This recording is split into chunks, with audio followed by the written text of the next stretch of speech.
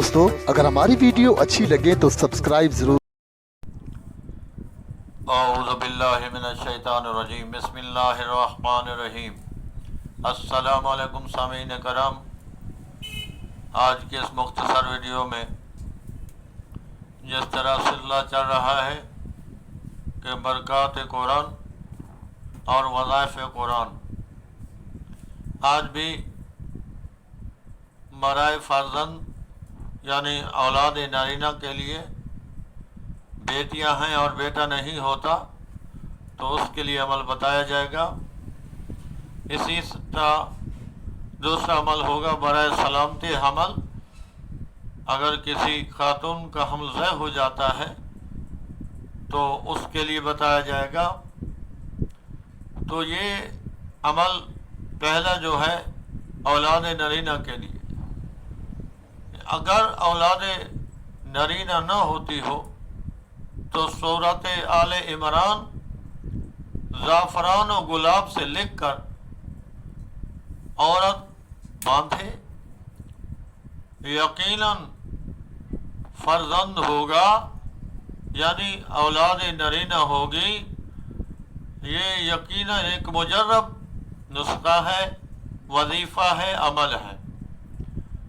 اولاد نرینہ کے لیے سورۃ آل عمران زعفران و گلاب سے لکھ کر اگر خاتون باندھ لے بازو میں تو اللہ تعالیٰ اسے اولاد نرینہ عطا فرمائے گا۔ برائے سلامتی حمل، اگر کسی خاتون کو یہ شکوہ ہے، مسئلہ ہے، درپیش ہے کہ مکمل نہیں ہوتا،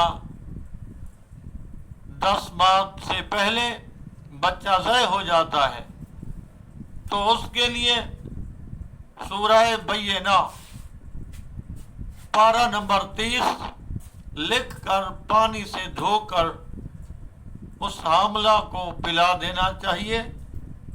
ہر آفت اور گننے سے اس کا حمل محفوظ رہے گا۔ برائے وضع حمل،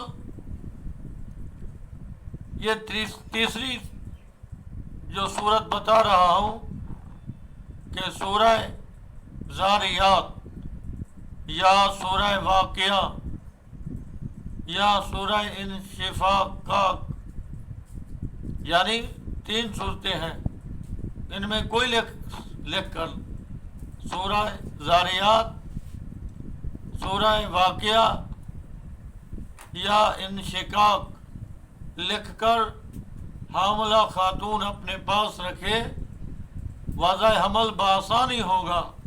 وارد ہے جس روز بچہ پیدا ہو اگر عورت 7 دانہ خرما کھائے، یہ سنت جناب مریم ہے، تو لڑکے کے فہم کی زیادتی کا باعث ہوگا، یعنی بیٹا ہوگا تو اس کے عقل میں اتنا اضافہ ہوگا، اتنا ذہین ہوگا بچہ کہ ہم سوچ بھی نہیں سکتے۔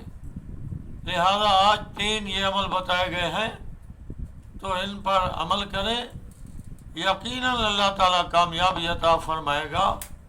ہم سب کو اللہ تعالیٰ توفیق دے کہ ہم اس قرآن پر عمل کریں اور اس کے احکام پر عمل کریں۔ آمین ثم آمین۔